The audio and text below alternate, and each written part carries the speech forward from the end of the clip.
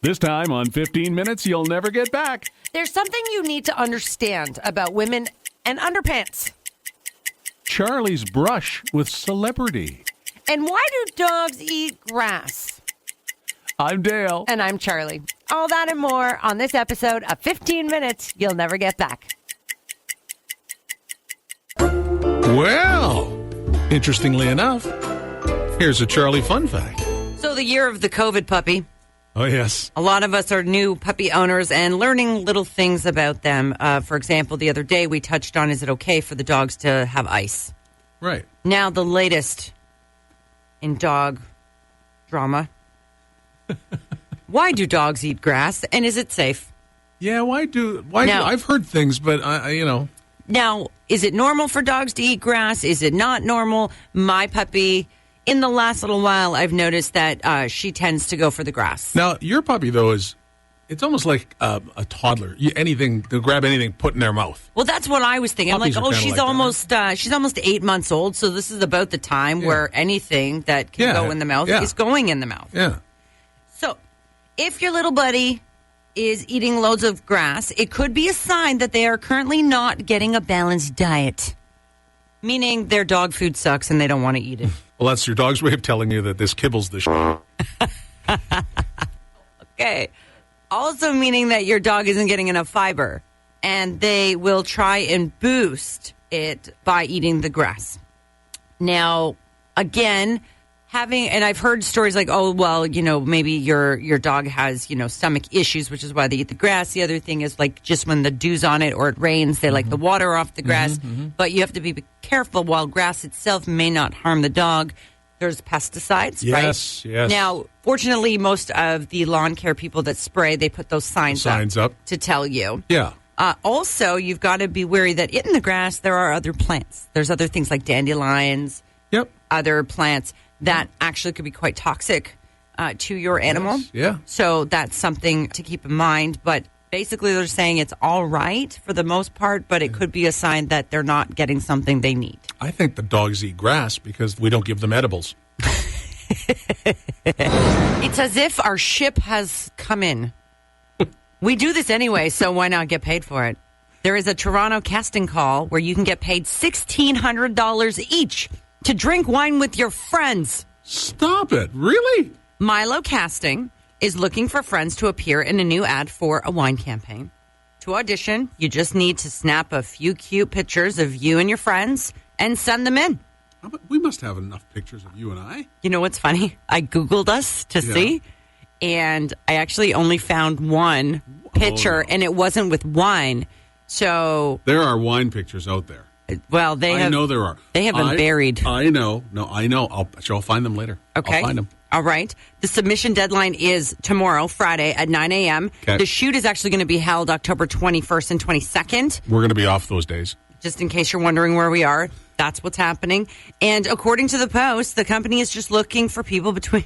Oh, crap. Oh, no. Between the ages of 30 and 40. So you're out. Well, it's okay. We'll dye your hair.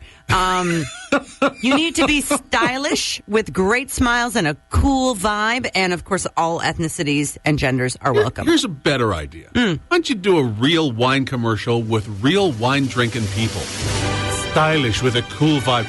Get lost. Those are the ones that are drinking coolers and stuff. All right? Give me a break. Your seltzers? Exactly. They're having the seltzers so they can keep their waistline thin and stuff. You need people like me. Yes. And you. Sell it. Who are going out and buying cases of wine because we are case of wine people. It's funny. My case just came in yesterday. To go home and basically drink away the troubles of 2020. That's your ad campaign right there. There's a new study out of Australia found a good way to get healthy is to do this. What do you think it might be for the Kool FM Brainbuster? Have sex more often. And I think every husband in the world is saying yes. Yes. Okay, can we talk about... Wait a minute. Not the wives saying yes? Okay, hold on. Can we just back up for a second? Yes. Because I'm going to ask you. Yes. How many times a month should you get the juicer out?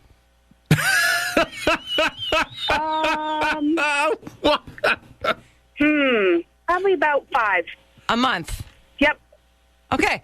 5 times a month to get the juice. I'm just, you got to stay regular. Yeah. Yeah, you do. Yeah. I'm running out of innuendos. Yeah. Between 5 and 8. We'll go with that. Oh, between 5 and 8. Oh, now you're Yeah. going on the so less than 10. Yes. All right, that's And it's age dependent, too. Come on. It really is. So as you get older, it gets less, or It thanks gets to more. advances in medical science, you get to have more juice? As you get older, Yeah. you have more juice. You do. Oh, yeah, because you know what? Yes. The kids are out. Well, there you That's go. right. And you really don't care where anymore. I've heard about some of those places down in Florida, those retirement villages. I hear it's like hedonism down there, for God's It sake. is. God, just lay it out there, man. Well, that's a good guess, and it sparks a good discussion. But you know what? It's not. It's not sex. I needed some clarification Yeah, on the I can juicing. tell. There you All go. right, so I feel better. Yep, Thank you. Okay. All right. Speaking of email, Terry King sent a quick email with regards to the Stouffer's mac and cheese lasagna. Oh, your lasagna mac that's going to cause some abdominal problems? Right. Well, Terry reminded me that mummies don't toot, Oh, which is right. I totally forgot. you totally. That's right. So you'll be fine. You can have your lasagna mac all you want. Yep. And No problem there. No, because you did point that out several years ago. Mom doesn't ever toot. It remains to be seen, even when the family eats those gassy foods like beans. Mom doesn't ever toot, and no one knows why, even if her tummy hurts and she's about to cry. Mom doesn't ever toot. She says it isn't nice, especially when Dad is home. No noise is suffice. Mom doesn't ever toot because she says it's bad. I wonder if that's the reason why Mom is always mad. Barry's Best Mix, 107.5, Kool FM. Pour some Splenda on me. There's Def Leppard. That song reminds me of Welland, Ontario. What? Come on. Why? Do you remember J.D. Fortune? He was... Yes, he was the one. He won some. He took over for For In Excess. In He Excess. was, That's right. After Michael Hutchins passed. Yeah. right. So remember they had the contest? Yeah, they to had see the who would be- superstar. Right. Yeah. And he won that. Okay. So before he was that, Yeah. he was a very yummy Elvis impersonator in Welland, Ontario. You don't hear that very often. Yummy Elvis impersonator. And I met him at one of my radios. Well, I was working on a radio station out there. Was and he a honk honk a burning love? He really was. He really was. And I had met him. Did he make your jailhouse rock? Can you just seriously let me tell a story? Okay. But yes, all of the above. It's Okay, go on. my teddy bear and everything. Okay. You know what? Long story short, Too late.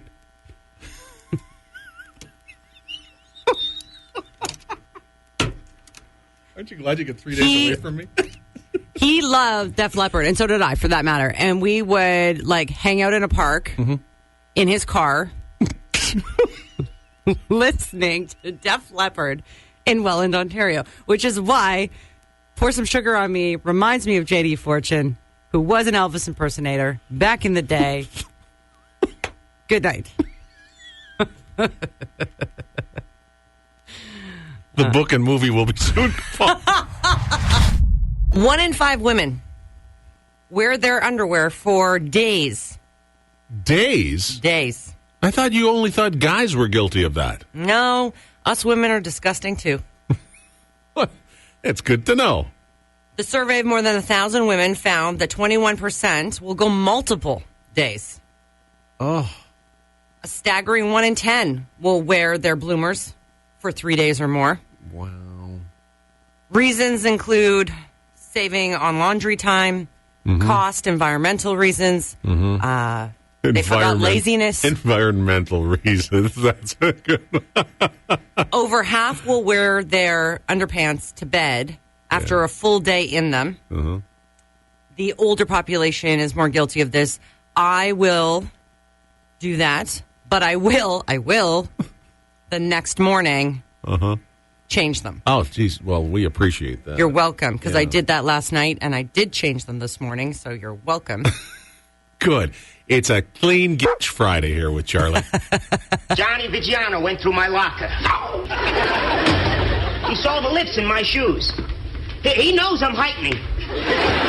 Leg lengthening surgery is gaining popularity among men seeking to be taller.